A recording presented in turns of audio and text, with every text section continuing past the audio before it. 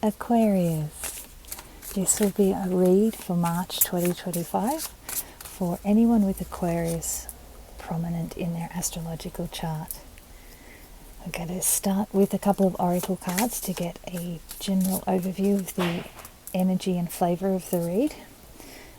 Then we'll look at the Wild Reflections Tarot to see what's going on in your recent past, current energies, and potential outcome.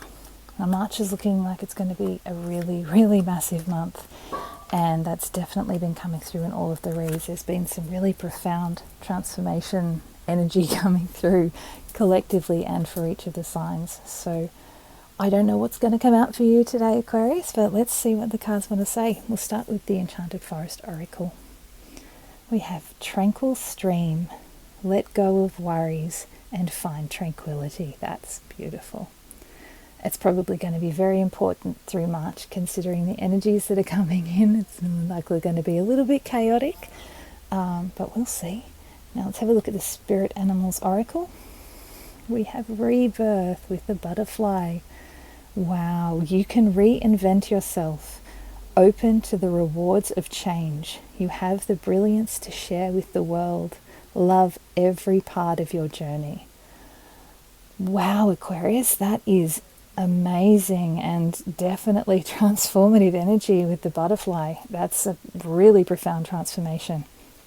Okay, let's have a look at what the tarot has to say for your recent past. Okay, wow. Gosh, that's some powerful energy. We have the Ten of Cups, the King of Wands, and the Nine of Pentacles. This is the happy everything, leadership, independence. Yeah, you've really stepped up. This recent past energy, which is something that you could possibly be sitting in right now, because this is for March and I'm reading in February. This is, yeah, you've really created a beautiful life for yourself. Whoever's tuning into this, you're meant to hear it if this is reaching you. Yeah, you've set yourself up really, really well. Let's see what the current energies are, just to see what's going on. Okay, you have the Tower in the heart of your spread. That's that's the first time that's happened. We've had the Tower coming up quite a bit in the reads. No one else has had it in the heart of their spread. You have the Chariot on this side and the Moon on this side. So it's like you're driving yourself straight into this Tower moment, and it's going to leave you a little bit confused. But with this Rebirth card, I'm not surprised, to be honest, that you have this Tower moment. The Tower is very much an energy that comes out of the blue. It's very unexpected, and it causes dramatic change. I feel like you were having a really happy life. You were really steering your own destiny, and then this Tower moment comes in, and yeah, it does leave you a little bit uncertain, a little bit lack of clarity. But what I love with this Moon card is, unlike most of the Moon cards in the tarot, various tarot decks, including Rider-Waite, we have a human in this one, and the Moon is lighting a very thin pathway for her to follow through the dangers, walking through to safety, through to clarity. So if you can tap into your intuition, going within, finding that clarity, you will find your way through this.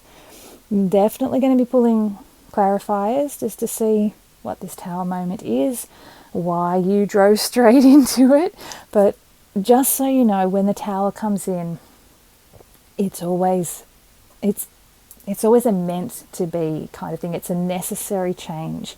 This comes in when change is really required, and you're not manifesting the necessary changes on your own. The Tower says, okay, we've waited long enough, it's time to do this. And I feel like you felt this coming, which is why you sort of drove straight for it.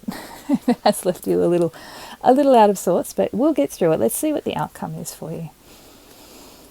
Wow, oh, fantastic. You have the Five of Swords, the Ace of Swords, and and the Hanged Man. Amazing, amazing. So The swords are mental energy.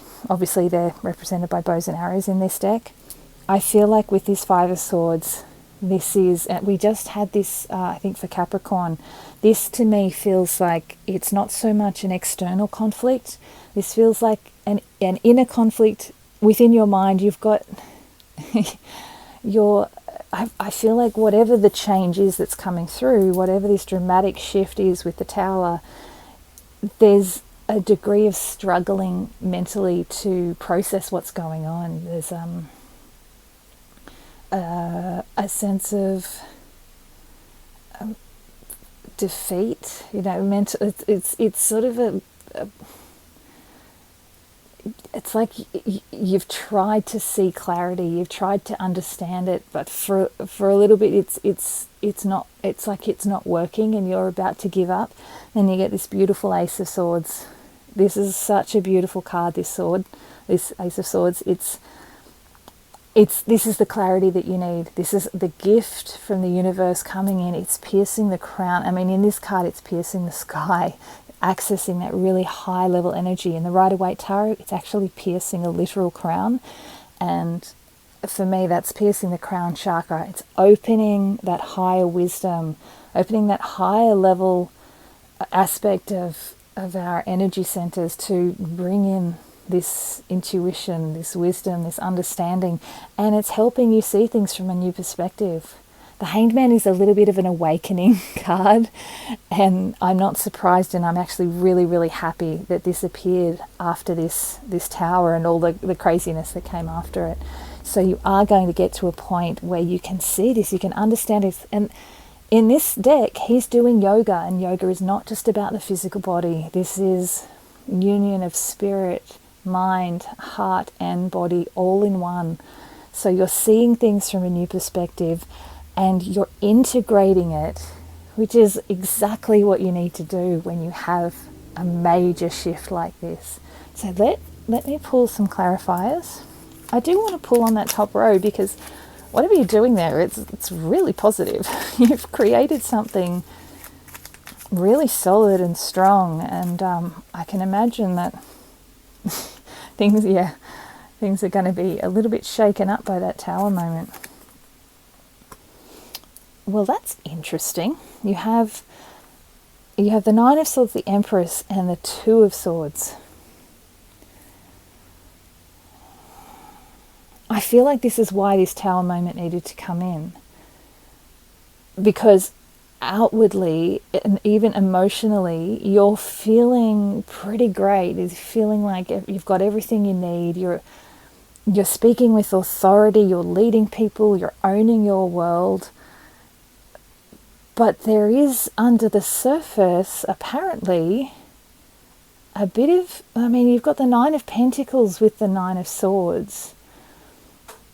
What I'm getting, this reminds me of something my sister once said to me about how when she's really struggling, she just fakes it till she makes it. And unfortunately, that's never worked for me. If I haven't integrated this internal mental anguish, this internal energy, faking it, it just doesn't work. It's too false, and it doesn't have any kind of strong foundation, and it always falls apart on me. But she does it really well, and this Nine of Pentacles, she's very much made it. She's really grounded and independent and abundant. She's found a way to make a really happy life. But it has come from that sense of fake it till you make it, because under the surface, there's something that's been going on. There's something, and it is this mental. This feels like it's connected to this Five of Swords, which is why this Five of Swords comes out after this Tower moment. This is mental anguish. This is anxieties. This is mental struggles. There's been something that's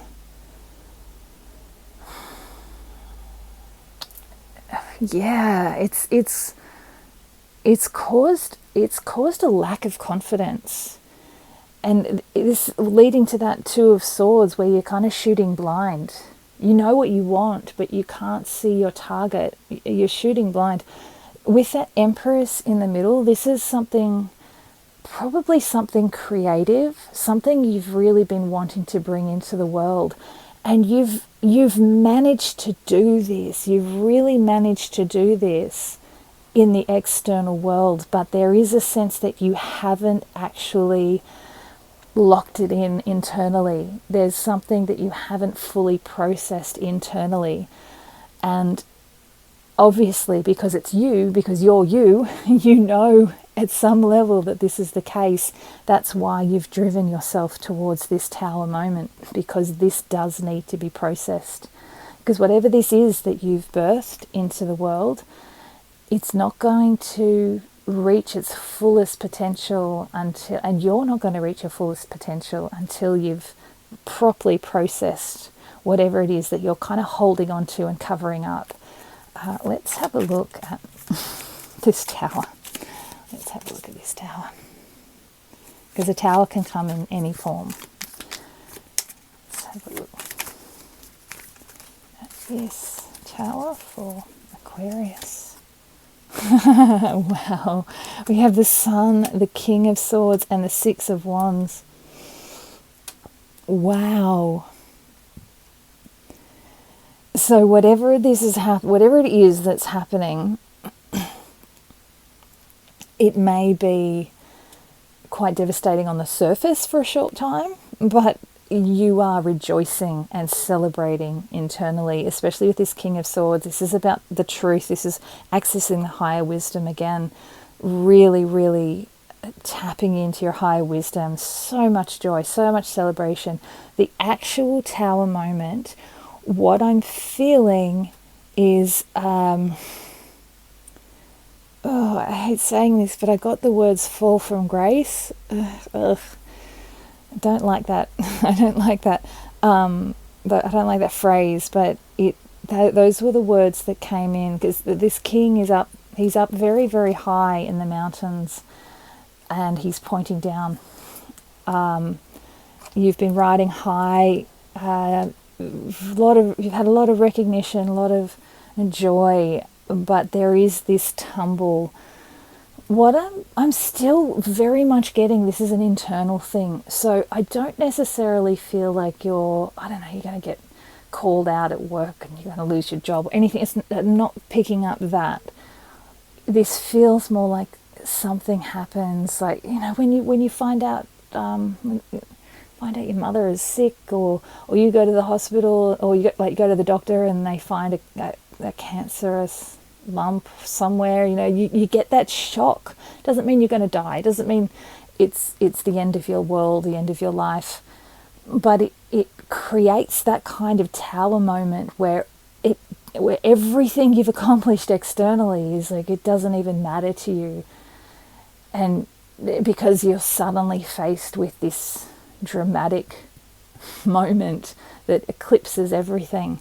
But so what I'm feeling very much is the two sides of these amazingly beautiful positive cards, that while this is kind of pulling you down from riding high, this is also an assurance that whatever part of you that knows it needs to process this internal work, it's going to work out. It's going to turn out really, really great.